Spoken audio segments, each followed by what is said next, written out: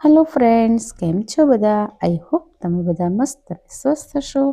તો આજે ખૂબ જ ટેસ્ટી અને સિમ્પલ અને હેલ્ધી એવી જે પ્લમ કેક કહીએ છીએ એ બનાવીશું, જેને ક્રિસમસ કેક અથવા તો ફ્રૂટ કેક પણ કહેવાય છે. તો અહીં મેં બહુ બધી જાતના ડ્રાયફ્રૂટ્સ લીધા છે, જેમાં અખરોટ છે, ખજૂર છે, કાળી દ્રાક્ષ છે, સૂકી સફેદ આપણી લાલ દ્રાક્ષ છે એ છે. અહીં તૂટી ફ્રૂટી લીધી છે બહુ બધા કલરની. સાથે મેં ક્રેનબેરીઝ છે એ પણ લીધી છે અને થોડી મગજતરી લીધી છે. કાજુ બદામ અને અખરોટ લીધા છે. તમને મનગમતા કોઈ પણ તમે ડ્રાયફ્રૂટ્સ યા ફ્રૂટ્સ લઈ શકો છો. અહીં જે ડ્રાઈડ ફ્રૂટ્સ આવે છે, જે સુકેલા આપણે કહીએ છીએ એવા, જેમાં કીવી હોય છે, સ્ટ્રોબેરી હોય છે, એ બધા તમે જે ડ્રાઈડ હોય છે કેન્ડિડ ફ્રૂટ્સ કહે છે એને પણ તમે લઈ શકો છો. તો અહીં ડ્રાયફ્રૂટ્સને મેં થોડા કટ કરી લીધા છે નાના ટુકડામાં. તો અહીં બધા જ ફ્રૂટ્સ અને નટ્સ આપણા રેડી છે. તો અહીં આપણે જે કેક બનાવવાની છે એને માટે અહીં આપણે ઓરેન્જનો યુઝ કરીશું, મતલબ નારંગીનો. તો અહીં નારંગીનો રસ આપણે પહેલાં કાઢી લઈશું. તો અહીં 2 નારંગી લીધી છે અને એની છાલ છે એને મેં થોડી ઘણી છીણી લીધી છે, ઝીણી છીણી વડે, જેને આપણે ઓરેન્જેસ્ટ એમાંથી મેં કાઢી લીધી છે થોડી ઘણી, અડધી ચમચી જેટલી. અને બાકી જે નારંગી છે એનો આપણે રસ કાઢી લઈશું. તો એ ઓરેન્જેસ્ટ નાખવી ઓપ્શનલ છે, પણ એ નાખીશું તો જે કેક છે એની ફ્લેવર ખૂબ સરસ આવે છે.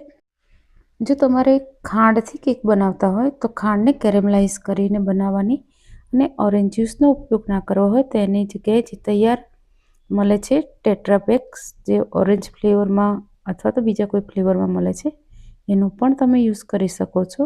તો મેં અહીં ઓરેન્જનો ઉપયોગ કર્યો છે. અહીં આપણે પેનમાં આપણે થોડું પાણી લીધું છે. આ સાથે અડધો કપ મેં અહીં ગોળ લીધો છે. મારી પાસે ગોળનો પાવડર છે તો મેં એનો યુઝ કર્યો છે.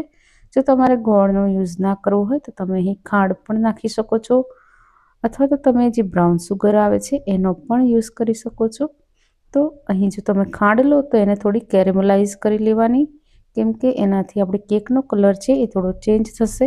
અને કેકનો કલર ચેન્જ કરવા માટે જ આપણે આ રીતે એને ગરમ થોડી કરી લેતા હોઈએ છીએ. મતલબ ગોળ છે એને તો ખાલી ગરમ જ કરવાનો છે, ઓગાળવાનો છે ટૂંકમાં. અને એની અંદર આપણે બધા ડ્રાયફ્રૂટ્સ છે એને નાખી દઈશું. અહીં ગેસની ફ્લેમ છે એને મેં બંધ કરી દીધી છે અને બધું જ મિક્સ કરી દઈશું. અને હવે એને આપણે એક સાઈડમાં કાઢી લઈશું. તો અહીં એક બાઉલમાં મેં એને કાઢી લીધું છે બધું જ. અને એની અંદર જે આપણે ઓરેન્જ જ્યુસ છે એને આપણે થોડો એડ કરી દઈશું. બધો જ ઓરેન્જ જ્યુસ આપણે અંદર નહીં મિક્સ નહીં કરીએ, થોડો ઘણો નાખી દઈશું અને થોડો રહેવા દઈશું. તો અહીં લગભગ અડધો કપ જેટલો ઓરેન્જ જ્યુસ છે એમાંથી મેં અડધો નાખી દીધો છે, અડધો રહેવા દીધો છે.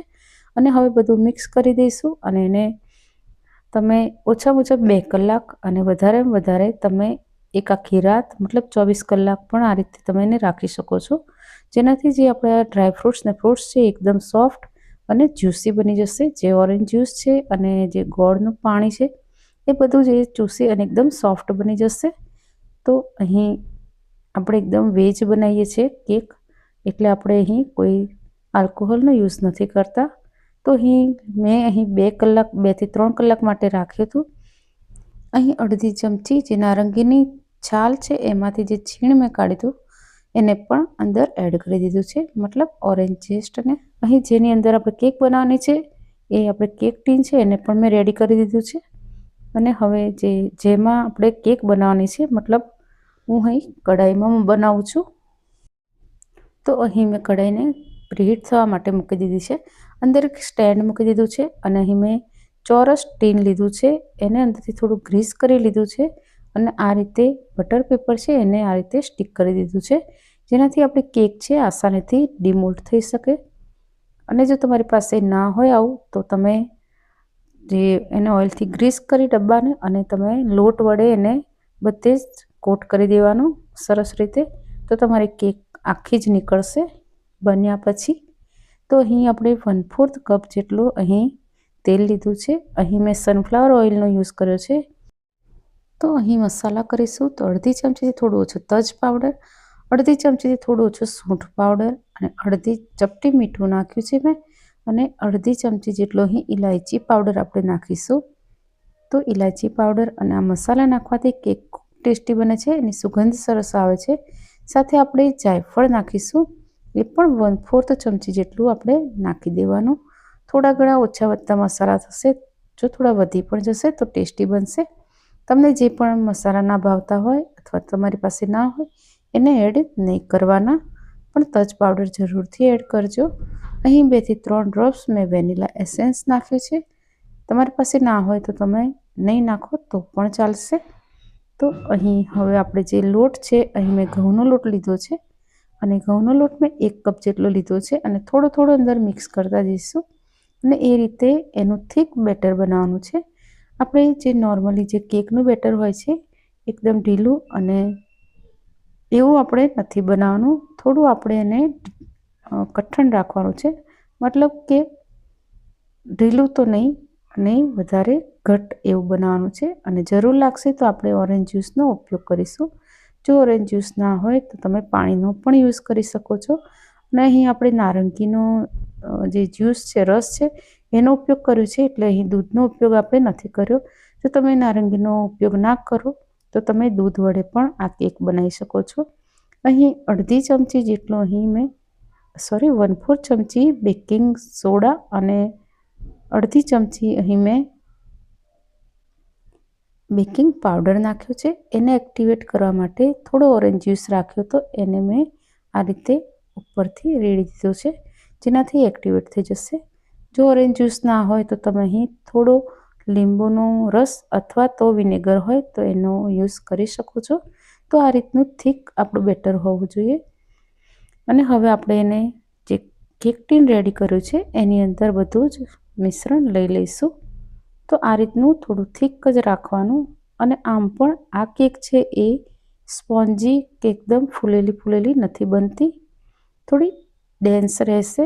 તો અહીં ઉપરથી થોડા મેં ખસખસ અને જે બધા ડ્રાયફ્રૂટ્સ છે એ થોડા મેં ઉપરથી થોડા ભભરાયા છે. જે ડ્રાયફ્રૂટ્સ અને ફ્રૂટ્સ છે એના અંદર જે નાખ્યા છે એ થોડા બહાર મેં રહેવા દીધા હતા, એને આપણે ઉપરથી આ રીતે ભભરાઈશું, જેથી આપણે કેક છે બની જશે ત્યારે ખૂબ સુંદર દેખાશે. તો અહીં મગજતરીના બી છે, તૂટી ફ્રૂટી છે, કાળી દ્રાક્ષ છે, લાલ દ્રાક્ષ છે, અખરોટ છે, કાજુ છે, બદામ છે, ખસખસ છે, ક્રેનબેરીઝ છે, બહુ બધું જે પણ તમારી પાસે અવેલેબલ હોય એ તમે દરેક વસ્તુનો અહીં ઉપયોગ કરી શકો છો. અને ખૂબ ટેસ્ટી એવી આ કેક બનતી હોય છે. એકવાર જરૂરથી બનાવજો. અને એકદમ હેલ્ધી છે. આપણે ગોળ અને ઘઉંના લોટથી બનાય છે અને બીજું અંદર ઓરેન્જ જ્યુસ છે અને બહુ બધા ડ્રાયફ્રૂટ્સ છે. તો એક રીતે તમે શિયાળામાં વારંવાર બનાવીને ખાઓ તો પણ તમે ખાઈ શકો છો. એકદમ હેલ્ધી પણ છે અને ટેસ્ટી પણ છે. તો એવી કેક તમે એકવાર જરૂરથી બનાવજો.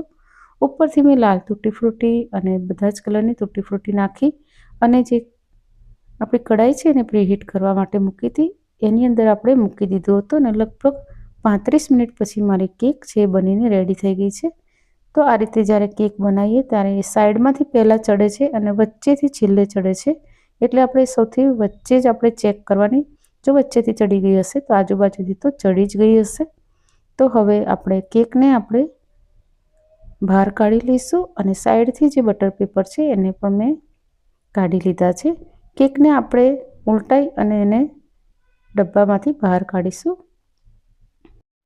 તો અહીં મારી કેક છે એકદમ ગરમ છે, એને મેં ઠંડી નથી થવા દીધી. મને ઉતાવળ હતી એટલે મેં આ રીતે કાઢી લીધી છે. તમારે એને અડધા કલાક સુધી એકદમ ઠંડી થાય પછી જ આ રીતે એને ડિમોલ્ડ કરવાની, નહીં તો એ તૂટી જશે અને સરસ એના પીસ નહીં પડે. ઉપરથી મેં થોડું આઈસિંગ સુગરને આ રીતે છાંટી છે, ઓપ્શનલ છે. તમે મધ હોય તો મધથી પણ તમે પીંછી વડે મધથી એને ઉપરથી સહેજ લગાવશો તો એકદમ શાઇની તમારી કેક બની જશે. અને મેં કહ્યું એમ કેક છે મારી એકદમ ગરમ છે એટલે એટલા સરસ પીસ નથી પડ્યા, પણ તમે ઠંડી થઈ ગયા પછી તમે એના પીસ કરશો તો ખૂબ જ આસાનીથી અને એકદમ સરસ એના પીસ બનશે. તો એકદમ સોફ્ટ, ટેસ્ટી અને એકદમ ખાવી ગમે અને હેલ્ધી એવી આપણી કેક છે બનીને રેડી છે. ફ્રૂટ કેક બનીને રેડી છે. રેસીપી જોવા બદલ થેન્ક યુ. રાધે રાધે.